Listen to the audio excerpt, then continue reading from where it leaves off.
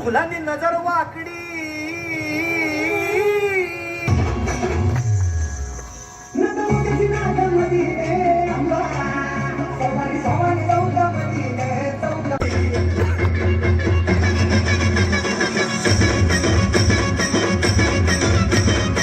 मार्गाने त्यांनी निवेदन दिलेलं आहे।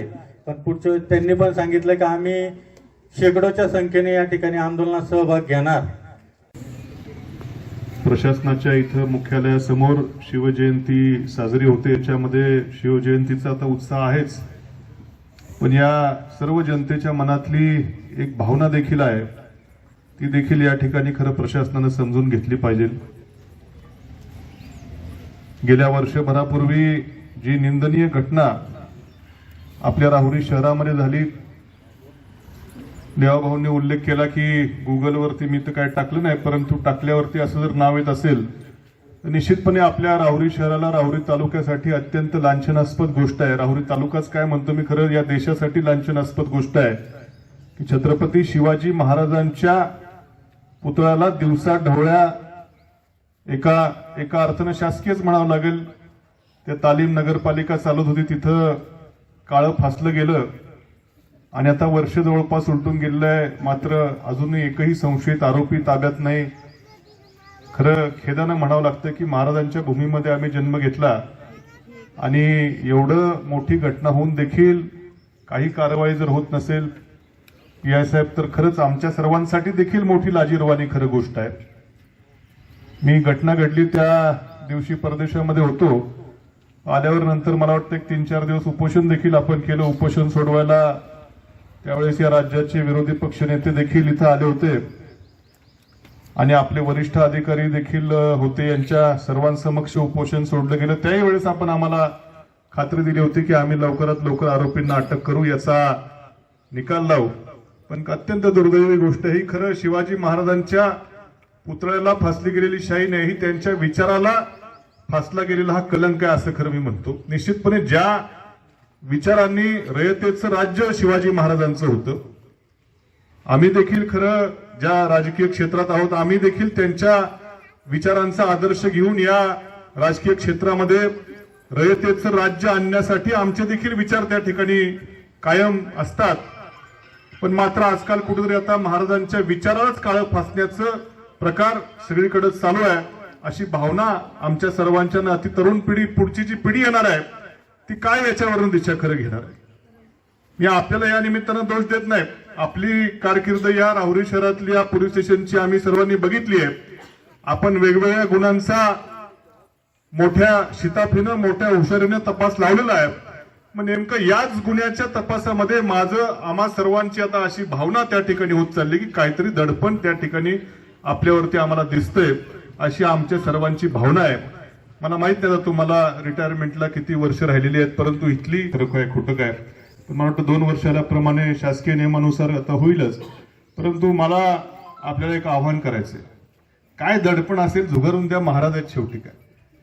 काय दडपण असेल तुमचं, जाता जाता एकदा तुमचा हिसका दाखवून जा, कोण आणि कोणी दडपण आणलं आम्ही आहोत ना, नंतर काय नाही आम्ही सत्तेमध्ये ठीक आहे, पण कोण शिवाजी महाराजांच्या विचारावरती काळं फासण्याचे आरोपी पकडण्यामागे जर कोणी दडपण टाकत असेल तर ते दडपण तुम्ही झुगारून द्या, या अख्खा महाराष्ट्र तुमच्या पाठीशी त्या ठिकाणी उभा राहील।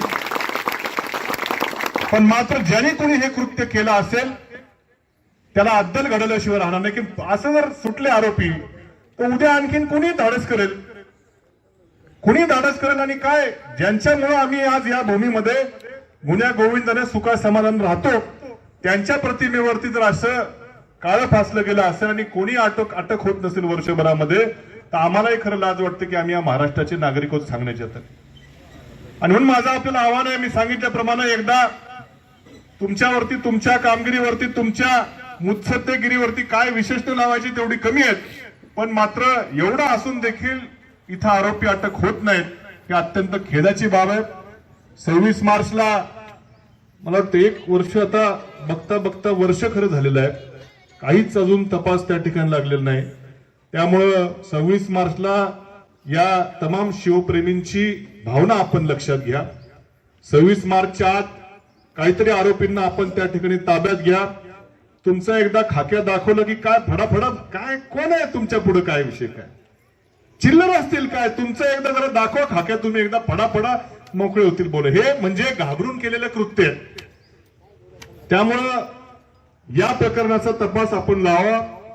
आपली कारकीर्द या राहुरी पोलीस स्टेशन मधली त्याचा उजळून त्या ठिकाणी निघेल अशी या निमित्तानं अपेक्षा या ठिकाणी व्यक्त करतो. आणि खरंच आजच्या शिवजयंतीच्या दिवशी सगळीकडे शिवजयंती साजरी होतीये पण हा जो महाराजांना कलंक लागलेला आहे महाराजांच्या विचारांना जो कलंक लावायचा दुष्प्रकार या ज्यांनी कोणी केला असेल त्यांना खरं शिक्षा होणं हीच खरं त्या ठिकाणी शिवजयंतीची शुभेच्छा या महाराष्ट्राच्या नागरिकांना असेल असं माझं मत त्या ठिकाणी व्यक्त करतो.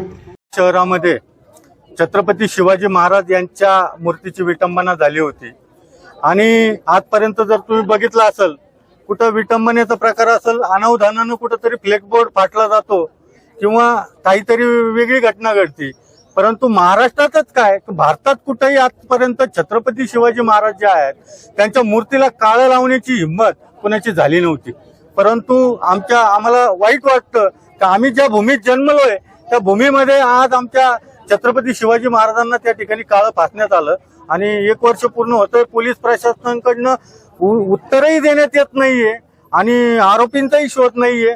मग त्या कारणानं आम्ही यावर्षी शिवजयंती अगदी शांततेच्या मार्गानं पोलीस ठाण्याच्याच दारात केली आहे की आम्ही त्यांना सांगितलं की आम्ही तुमच्या दारात येऊन छत्रपतींचा पाळणा हलवतोय आता तुम्ही आरोपी पकडायचा पाळणा त्या ठिकाणी हलवा आणि त्या आरोपींना कारवाई करा हे दाखवण्यासाठी आम्ही आज इथं आलोय. 26 मार्चला वर्ष पूर्ण होईल आणि तोपर्यंत जर आरोपीला जर अटक झाली नाही तर काय भूमिका आता तुमची सगळे शिवप्रेमींची असणार आहे? निश्चित आमचे ग्रुपचे सदस्य जे आहेत गुंड पाटील यांनी देखील आताच बोलताना सांगितलंय की जर वर्ष पूर्ण होतंय आरोपींना अटक केली जात नाही तर निश्चित याच पोलीस स्टेशन समोर इथेच या ठिकाणी दशक्रिया विधी आपलं वर्ष श्राद्धाचा कार्यक्रम या ठिकाणी प्रशासनाचा वर्ष श्राद्धाचा कार्यक्रम इथे घालण्यात येणार आहे.